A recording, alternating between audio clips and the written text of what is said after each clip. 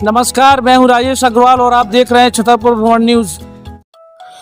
इस खबर के प्रायोजक हैं आपके बच्चों के भविष्य को संवारता Vidya Niketan pre play school, photography की दुनिया का जाना पहचाना नाम आरके स्टूडियो, टाइल्स एवं सैनिटरी आइटम के उत्कृष्ट विक्रेता श्री राम इंटरप्राइजेज छतरपुर शहर में भी फोर्टिस हॉस्पिटल दिल्ली में सेवारत सुप्रसिद्ध स्त्री रोग विशेषज्ञ डॉक्टर आराधना सिंह बुंदीला से परामर्श ले सकते हैं। 2007 से छतरपुर आ रहा हूँ और लगातार आप लोगों का प्रेम प्यार मोहब्बत बहुत पहले से, जब से मेरी आप सबसे कई यूथ कांग्रेस जितने बैठे हैं यूथ कांग्रेस के हमारे साथी हैं, मेरा व्यवहार मेरा एक कार्यकर्ता को प्रदेश की जिम्मेवारी है। मैं ब्लॉक अध्यक्ष, जिला पंचायत सदस्य, मैं विधायक और पार्टी के छोटे छोटे पद पे रह के यहाँ की जिम्मेवारी मिली। यानी मेरे को ये जिम्मेवारी नहीं मिली, आपको मिली है। यानी मेरे से कोई कमी रह जाए, कोई गलती हो जाए तो आपको क्षमा करना पड़ेगा कि हमारे में से ही हमारा बेटा गरीब कार्यकर्ता अध्यक्ष है। क्षमा करोगे कि नहीं करोगे? मदद करोगे कि नहीं करोगे? आप मदद करो, हिम्मत रखो, एकजुट रहो। मैं वचन देता हूं, मेरे बदन की एक एक बूंद कांग्रेस को सत्ता में लाने के लिए नीछावर भी करनी पड़ी तो मैं पीछे नहीं रहूंगा। बस आपकी मदद की आवश्यकता है। हमें जनता ने मैंडेट दिया विपक्ष की भूमिका का। बीजेपी को सत्ता दी और उन्होंने जो वादे किए, मोदी गारंटी हुई, जिसमें गेहूं के दाम की बात थी, धान के दाम की बात थी, 450 का गैस सिलेंडर था, 3000 बहनों को देने की बात थी, किसानों को 6000 सोयाबीन की दाम की बात थी, कई परिवार को अलग अलग तरीके की ऐसी बातें थी जिससे वोट फ्री फंड के अपने आप बीजेपी को मिल गया और सत्ता बन गई। हमारा दायित्व है कि सरकार से वो वचन जो इनने दिए, वो गारंटी जो मोदी की थी, उसको नहीं करे तो इनको सड़क पे लाए, इनका चेहरा बेनकाब करे। ये जिम्मेवारी हमें मिली। अरे नरेंद्र मोदी जी ने 2014 में देश को कहा था कि बहुत हुई महंगाई की मार, अब की बार मोदी सरकार उससे 5 गुना ज्यादा महंगाई है जब नारा आया था उससे। उन्होंने कहा था बहुत हुई बेरोजगारी की बार, अब की बार मोदी सरकार। देश में आज से ज्यादा 78 साल में कभी बेरोजगारी नहीं रही। उन्होंने कहा बहुत हुई महंगा, किसानों पर अत्याचार, अब की बार मोदी सरकार। किसान आत्महत्या में विश्व में नंबर 1 हमारा देश हो गया। किसान ऐसा एक नहीं बचा, आप सब किसान हो। ऐसा कोई एक साथी हाथ ऊंचा करके कहे कि मैं बैंक से लोन नहीं लेता हूं और मैं एकदम खुशहाल किसान हूं, जरा बताओ हाथ ऊंचा करके। अरे मोदी जी ने कहा था लोकतंत्र के चौथे स्तंभ को, इस पत्रकारों को, कि इस देश में ऐसा, दुनिया में ऐसा देश करूंगा जो विश्व में नंबर 1 होगा, विश्व गुरु बनाऊंगा। आज घाना एक छोटा सा देश है। घाना के पासपोर्ट से पीछे एक लिस्ट आई, उसमें नीचे हमारे पासपोर्ट की इज्जत बच गई। अरे मोदी जी ने कहा था फोर्स की, आज ही एक लिस्ट आई फोर्स की, जिसमें दुनिया के 100 सबसे ज्यादा प्रभावी, मजबूत, जिनकी चर्चा होती है, जो ताकतवर है, उनकी लिस्ट बनती है। इंडिया का एक भी नहीं, और नरेंद्र मोदी तो कोसों दूर नहीं है, एक भी नहीं हिंदुस्तान का उसमें लिस्ट में नाम ही नहीं है। अभी मोदी जी ने चाइना की जमीन पर, चाइना ने भारत की जमीन पर कब्जा कर लिया। बीजेपी के अलग अलग लोगों के, अलग अलग नेताओं के अलग अलग बयान आए, राहुल गांधी चिल्लाते रहे, उनकी मजाक ये मीडिया भी उड़ाती रही और मोदी भी उड़ाते रहे। पर सच्चाई ये है कि पूरे बुंदेलखंड से 3 गुना जमीन पर चाइना ने हिंदुस्तान की पे कब्जा कर रखा है। साथियों, बांग्लादेश का राष्ट्रपति जिसने भारत में जिसका निर्माण किया, जिसका निर्माण इंदिरा जी ने किया, वो राष्ट्रपति मोदी जी के पास बैठता है और मोदी जी को चार्ट सुना के जाता है। मोदी जी मौन रहते हैं। मोदी जी को जो ट्रम्प पास में बिठा कर टैरिफ लगाता है, जिससे यह महंगाई बढ़ती। यहाँ का व्यापारी जो दुनिया भर में, अमेरिका में हमारे हिंदुस्तान के लोग काम करते हैं, उनके साथ अन्याय, पर मोदी के हलक से एक शब्द नहीं निकलता। साथियों, मैं इतना ही कहना चाहता हूं कि राहुल गांधी जी ने हमेशा हमेशा जातिगत जनगणना एक नारा लेके चले हैं। ये बात बहुत ध्यान से सुनना है सब साथियों को, मंच पे सभी समाज और सभी वर्ग के लोगों से मैं कहना चाहता हूँ, मीडिया के साथियों से भी कहना चाहता हूँ, कांग्रेस के कार्यकर्ता और नेताओं से जरूर कहना चाहता हूँ कि राहुल गांधी जब जातिगत जनगणना की बात करती है, क्या है जातिगत जनगणना? जातिगत जनगणना है गरीबों का सर्वे, जातिगत जनगणना है गरीब की पहचान, जातिगत जनगणना है किस जाति में कितने गरीब रहते हैं, उनके लिए देश के खजाने के द्वार खुले। वो राहुल गांधी गलत बात करते हैं? अरे राहुल गांधी गलत बात करते हैं क्या? इस देश में सबसे ज्यादा ओबीसी रहता है। अगर ओबीसी रहते हैं तो इस देश में जब जातिगत आधार पर सभी सुविधाएं दी जाती है, शादी ब्याह होते हैं, महोत्सव होते हैं, जातिगत अलग अलग तरीके से मान्यताएं बनती है, तो क्या कारण है कि जातियों के आधार पर गणना होकर कौन सी जाति गरीब रह गई उसकी सहायता नहीं करनी चाहिए? गलत बात है क्या? अरे गलत बात है क्या? गरीब की पहचान करके गरीब की मदद करना, यही जातिगत जनगणना। भी हरीश चौधरी जी कह रहे थे ब्राह्मण समाज में पुजारी रोज पूजा करता है मंदिर में जाकर, क्या सारे पुजारी अमीर होते हैं? उनकी भी परेशानियां हैं। तो जो अमीर परिवार के लोग हैं, जो गरीब किसी भी जाति में, उस ब्राह्मण जो गरीब है उसके लिए सरकारी खजाना खुला है, तो कोई गलत बात है? अरे नरेंद्र मोदी ने 71% संपत्ति, 78% संपत्ति 13% लोगों को दे दी, अडानी और अंबानी, और 80% लोगों के पास सिर्फ 20% संपत्ति बची। कैसा देश बन रहा है? अगर ये बात राहुल गांधी कांग्रेस पार्टी करे तो गलत बात है क्या? अभी मोदी जी आए थे बागेश्वर धाम, अच्छा लगा हमें, उन्होंने भाषण किया, उन्होंने बुंदेलखंड में कांग्रेस पार्टी ने 7,000 करोड़ रुपए दिए थे बुंदेलखंड के विकास के लिए। अगर वो भ्रष्टाचार की भेंट चढ़ गया तो दोषी कौन? नरेंद्र मोदी ने एक शब्द क्यों नहीं बोला? नरेंद्र मोदी आए थे अभी थोड़े दिन पहले और बुंदेलखंड, अरे मोदी जी आप हर महीने आओ, पर बुंदेलखंड में सबसे ज्यादा गरीबी है, तो उसके लिए दोषी, उसके पापी तो भारतीय जनता पार्टी है। 20 साल से प्रदेश में, 10 साल से देश में बैठी है। अगर बुंदेलखंड में हमारा बेटा बेरोजगार है तो उसका दोषी बीजेपी है, नरेंद्र मोदी है, शिवराज सिंह चौहान, ये मोहन यादव जी है। अगर हमारे यहाँ से सबसे ज्यादा बुंदेलखंड से पलायन होता है तो उसका दोषी भारतीय जनता पार्टी, शिवराज सिंह चौहान और नरेंद्र मोदी है। सही है कि गलत? आप सबसे आग्रह मेरा, इसके लिए कांग्रेस को मजबूत होना पड़ेगा, इसके लिए संगठन को मजबूत करना पड़ेगा। कांग्रेस पार्टी ने निर्णय लिया कि ये वर्ष 2025 का संगठन संघर्ष का पर्व है, और उसी के लिए हरीश जी आए हैं, मैं भी आप लोगों के बीच में आया हूँ। ये चर्चा है उसी की है। कांग्रेस पार्टी ने निर्णय लिया कि हम परिवार के लोग हर ग्राम पंचायत में कांग्रेस पार्टी की कमेटी का गठन करेंगे, एक अध्यक्ष कांग्रेस का पंचायत से बनाएंगे कि हमारी पार्टी का पंचायत का अध्यक्ष ये है।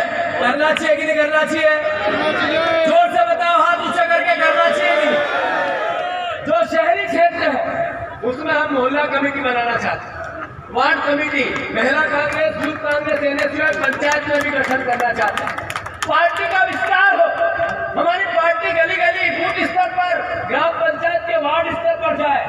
हम इसी प्रयास करने के लिए पार्टी का नया अनुसंधान करना चाहते हैं। इसमें आप सबकी मदद की आवश्यकता है। करोगे कि नहीं करोगे?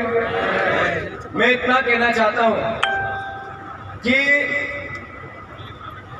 जब महाभारत काल था, बहुत संयम से बात सुनना है आप। अभी मैं उज्जैन गया था तो मेरे से एक ब्राह्मणों का, स्वामियों का, महात्माओं का एक परिवार के प्रतिनिधि मंडल मिलने आया, चचा। तो उन्होंने मुझे कहा कि जीतू भैया, हमारी जमीनें हैं यहाँ उज्जैन में और हमने इसमें आश्रम बना रखे। मोहन यादव जी उन आश्रमों पे लैंड पूलिंग एक्ट लगाकर उन पर कब्जा करके आधे आश्रम लेना चाहते, 50%। तो मैंने कहा कि हम इसकी लड़ाई लड़ रहे हैं, राहुल गांधी भी लड़ रहे हैं, हम भूमि अधिग्रहण अधिनियम भी लेके आए। तो एक उसमें से ब्राह्मण देवता ने जो बात कही वो मैं आप सबके सामने कहना चाहता हूं।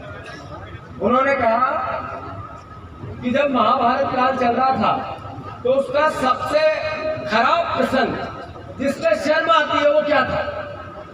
वो था द्रौपदी का चिन्ह है। सही है गलत? अरे सही है गलत? द्रौपदी का चिन्ह हरण क्यों हुआ? वो इसलिए हुआ कि दुर्योधन और युधिष्ठिर में जुआ हुआ, जो शकुनी मामा ने करवाया। ये ज्ञान है आप सबको? उस जुआ में एक एक करके युधिष्ठिर जो सच बोलते थे, धर्मराष्ट्र, कभी गलत बात ही नहीं करते थे, महाज्ञानी, उनका भी दिमाग खराब हो गया। सही है गलत? अरे हुआ जब ही तो अपनी पत्नी को दांव पे लगाया। सही है गलत? तो उसमें उन्होंने एक एक करके सब चीज दुर्योधन और शकुनी की चाल में हारते गए। जब उनकी पत्नी को दांव पे लगाना था, उससे पहले की जो चाल आई, उस पे उन्होंने अपना पूरा राज दांव पे लगा दिया। जब पूरा राज युधिष्ठिर ने दांव पे लगाया, तब भी उन्होंने क्या कहा? जब उनका दिमाग खराब था, जब उनकी मस्तिष्क काम नहीं कर रहा था, अरे अपनी पत्नी को दांव पे लगा दिया जुए में, जब दिमाग ठिकाने तो नहीं होगा। सही है गलत? तब उन्होंने कहा कि मैं मेरा पूरी जमीन, मेरी जायदाद, मेरा राज, मेरे सारे गांव, मेरी पूरी संपत्ति सब दांव पे लगाता हूं, पर ब्राह्मणों को जो मैंने जमीन दान दी, जो मैंने महात्माओं को दी, मठों को दी, मठ और मस्जिदों को, मतलब भगवान के, ईश्वर के जो संबंधित मंदिर और मठ होते हैं, उनको जो दान दी, ऐसी जितने धार्मिक कार्य में जमीन दी, उसको छोड़ के मैं बाकी दान करता, इस पे दांव पे लगाता। मतलब युधिष्ठिर का दिमाग खराब था, तब भी उसने ब्राह्मणों का और मंदिरों का ध्यान रखा। पर मोहन यादव उन महात्माओं को और मंदिरों को और आश्रमों को अभी सिंहस्थ के नाम पर जमीन छीन रहे, ध्यान नहीं रखे। यानी युधिष्ठिर के दिमाग से ज्यादा खराब दिमाग है मोहन यादव का। आप क्या कह रहे हैं? याद रखो। मैं अनुरोध करना चाहता हूं आप सबसे, अभी बहुत भारतीय जनता पार्टी, आरएसएस अलग अलग तरह की नफरत फैलाती, कभी हिंदू के नाम पे, कभी जातियों के नाम पे। किसी गांव में किसी दो जातियों का झगड़ा हुआ हो चाचा निधि, तो उसके पीछे अगर एक कारगर आदमी मिलेगा तो बीजेपी का कार्यकर्ता मिलेगा चेक करने। सही है कि गलत? जहां कोई अच्छा झगड़ा हो रहा हो, जिसमें बहुत ज्यादा विध्वंस हो रहा हो, तो पीछे अगर जाओगे ईमानदारी से, पत्रकार बंधु आपको भी कह रहा हूं, तो बीजेपी के कार्यकर्ता ही मिलेंगे लड़ने का। अरे आपको ये बताना पड़ेगा कि आपने प्रदेश में शराबबंदी की। मैं उज्जैन से निकला, अभी हरीश जी बता रहे थे 2000 लोग सड़क पर बैठ के शराब पी रहे हैं। कल एक बुरहानपुर का वीडियो चल रहा, बुरहानपुर का पत्रकार बंधुओं देखा होगा, उसमें गाड़ी को पकड़ा पत्रकारों ने, पूछा किसकी शराब है, तो कहे मुख्यमंत्री जी के भाई की शराब है। आखिर कैसा प्रदेश बन गया भाई? 5वीं मंजिल पर भूमाफियाओं के नाम आते हैं तो मोहन यादव के आसपास, वल्लभ भवन की 5वीं मंजिल पे अगर शराब माफियाओं के नाम आते हैं तो उनके आसपास, अगर किसी भी प्रकार का कोई माफिया अगर है तो मोहन यादव के इर्द गिर्द के लोग आते हैं। सचो, इसलिए आपको इतनी बड़ी सत्ता दी, इसलिए आपको मुख्यमंत्री बनाया, इसलिए मध्य प्रदेश की जनता ने आप पर इतना भरोसा किया। इन सब बातों के खिलाफ कांग्रेस पार्टी को खड़ा होना पड़ेगा। मैं अनुरोध करना चाहता हूं कि हिंदू धर्म हमें सीख देता है, जो भगवान राम ने करोड़ों करोड़ों साल पहले एक ही बात बोली कि ये देश की धरती हमें एक ही सीख देती है, मानवीयता, जात पात, धर्म, इंसानियत, मानवता, ये सब केवल ईश्वर की एक सीख का माध्यम है। हमें तो कहा है हिंदू धर्म की वसुधैव कुटुंब है, विश्व कुटुंब है। हमें भगवान राम ने कहा प्राणी मात्र में सद्भावना हो। जो लोग ये कहते हैं कि हम एक गांव हिंदू बनाना चाहते हैं, मैं उनसे आग्रह करना चाहता हूं कि हम एक तरफ कहते हैं कि पूरा ब्रह्मांड अरबों साल पहले हिंदुओं के भावना के बाद ही सारे धर्म आए, तो फिर अरबों साल पहले राम थे, तो फिर पूरा विश्व हिंदू होना चाहिए, गांव पे होना चाहिए। सही है कि गलत? इसलिए गांव होना चाहिए कि वोट बांटना, वोट का ध्रुवीकरण करना, इसलिए होना चाहिए। अरे आप आज में मैं हिंदू हूँ और गर्व से कहता हूँ कि हूँ, पर मेरे राम ने मुझे सिखाया कि सबसे पहले गरीब का ध्यान दो, सबसे पहले इंसानियत का ध्यान दो, सबसे पहले हिंदू मुस्लिम सिख ईसाई आपस में है भाई भाई।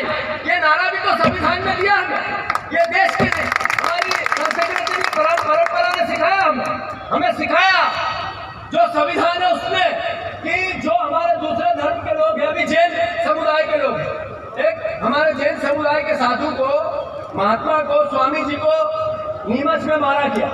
आखिर क्यों? इसलिए कि आपको नफरत फैलानी है। अभी जबलपुर के दो बीजेपी के कार्यकर्ताओं ने बात की आपस में, उन्होंने कहा कि ये जैन तो रावण के समान है, क्यों बीजेपी बोल रही, क्यों ये संविधान बोल रहा, क्यों प्रशासन बोल रहा, आखिर सब जगह नफरत। अरे देश की किसी हिंदू का, मुस्लिम का, सिख का, ईसाई का, सबका हाथ काटो, रंग हिंदुस्तानी मिलेगा, कोई भी इससे बाहर नहीं है। तो ये जात पे, पात पे, धर्म पे नफरत फैलाने वाले लोगों से देश को बचाना है, संविधान को बचाना है।